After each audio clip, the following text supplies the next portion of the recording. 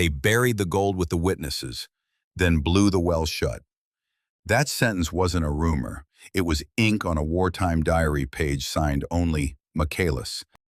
The first time the diary surfaced publicly, it did not arrive in a velvet-lined archive box or a climate-controlled vault. It came out of decades of silence from a German Masonic lodge in Quedlinburg, which said it had safeguarded the pages since the end of World War II. The lodge called the handover an apology, atonement.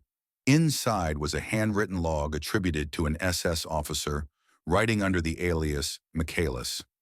The entries named places, described movements, and hinted at orders that prioritized secrecy above all else. The most chilling line was plain and practical. After the work was done, the well was blown up, filled in, and covered. In 2019, the lodge transferred the diary to a Polish foundation known as Silesian Bridge. The foundation said the text listed 11 sites across Lower Silesia and beyond where looted wealth, gold bars, jewelry, religious objects, had been hurried into hiding as the Third Reich collapsed. One site stood out, a 16th-century palace once owned by the Hochberg family in what is today Roztoka, Poland. The diary claimed crates had been lowered into a well almost 200 feet deep. Then the surface had been blown, witnesses murdered, and the evidence sealed. It read like a logistics report for a crime committed in the dark. Lower Silesia was fertile ground for this kind of story. The region's web of caves, tunnels, mines, castles, and palaces had long been documented as repositories for stolen art and valuables, concealed as Soviet forces advanced and the Reich unraveled. Allied investigators after the war, including the art-looting intelligence unit and the Monuments Men, traced caches from salt mines in Austria to manor houses and galleries recovering thousands of works. But thousands more disappeared. In the palace grounds at Roztoka, the diary suggested, the solution was brutal simplicity. Bury it, kill the witnesses, and erase the entrance. From the start, the diary's authenticity was contested. Experts in Germany reportedly authenticated handwriting, style, and wartime materials. Poland's Ministry of Culture withheld recognition, cautioning that provenance and validation were not complete. Yet specific phrases, the distances, the mention of the palace, the well felt like coordinates in search of a map. The foundation pressed forward, fencing off an area near the supposed wellhead, promising careful work. Underfoot, the earth was quiet. On paper, it spoke volumes. On paper, the diary is businesslike. 100 meters east of the palace steps. In the field, that is a riddle. The palace had been altered over centuries. Steps moved, facades reworked, stone relaid. But the geographic bones of the place, the slope, the tree lines, the drain patterns, often remember what plans forget. Researchers walk the grounds, laying out tape measures and marking the soil, chasing a direction that started at a staircase and ended at a hole that no longer existed. The well, the diary insists, is there. The witnesses, it says without poetry, are there too. The document names no victims, no unit numbers, no transport lists, only tasks and outcomes. That omission aligns with a larger pattern documented in Holocaust records. People forced into temporary roles to handle stolen property, dig pits, or move bodies were often killed once their work was complete. The language in orders from Operation Reinhard is rife with euphemism, but the practice was systematic. Witnesses eliminated to ensure there would be no one left to tell the truth. The diary's cold instruction that witnesses were murdered and the well sealed is another echo of that logic of erasure. Pause and reflect. Why would an SS officer keep such a diary at all? Wartime bureaucracies generate paper. Clandestine operations still depend on logistics. Who, when, where, how deep.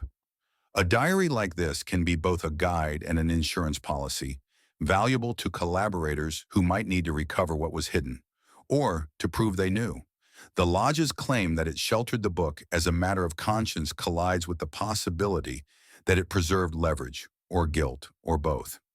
The handover in 2019, framed as apology, also placed a live grenade of expectation in Polish hands. Dig and prove it, or do not dig and leave the question open. Dates and places crystallize the stakes. The handover year is 2019. The public reporting peaks in 2020, with coverage naming the palace, Hochberg, the village, Rostoka, and the well depth, nearly 200 feet. The value estimates, tens of tons of gold, possibly from Breslau's Reichsbank, are staggering. But that number is a silhouette. The human losses are the mass behind it. Poland still searches for tens of thousands of stolen artworks, and families still lack closure about specific objects and names. Each new lead is a test.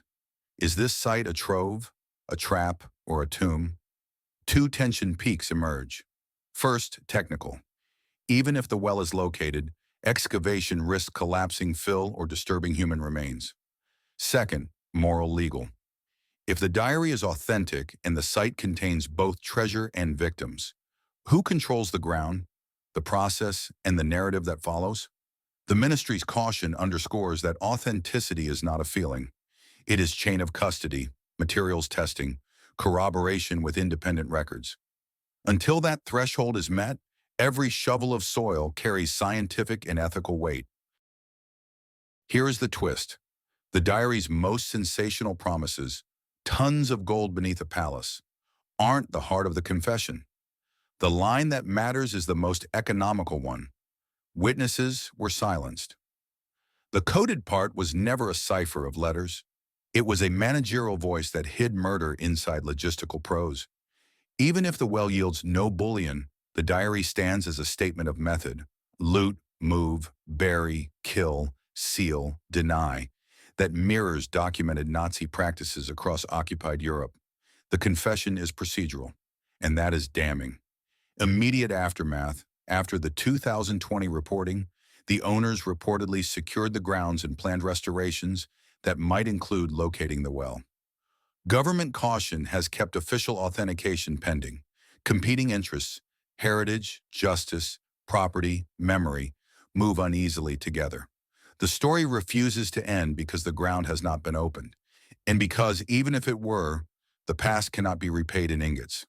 The reveal is that the diary does not just point to treasure, it points to a hole where people were made to disappear so the crime itself could. Long-term consequences are already in motion. Each renewed lead in Lower Silesia spurs fresh calls to catalog, excavate, and litigate, not only to recover wealth, but to document human remains and reattach names to the vanished. Poland continues to pursue restitution of looted art, while debates over provenance and national holdings complicate every discovery. The diary's existence, authenticated by some and questioned by others, forces a choice between the risks of digging and the ethics of leaving likely graves undisturbed. A moral question for viewers. When a document offers both a promise of gold and evidence of murder, which truth takes precedence? If the well contains nothing but soil, is the confession diminished? Or does the act of looking honor the dead more than the glitter beneath them ever could? Sensitive discussion is welcome. For those affected by wartime trauma or its echoes, consider reaching out to local mental health support. In the U.S., 988 offers crisis assistance. Don't forget to subscribe to Real Mystery Reports for more strange, dark, and profoundly human stories. New true mysteries every day.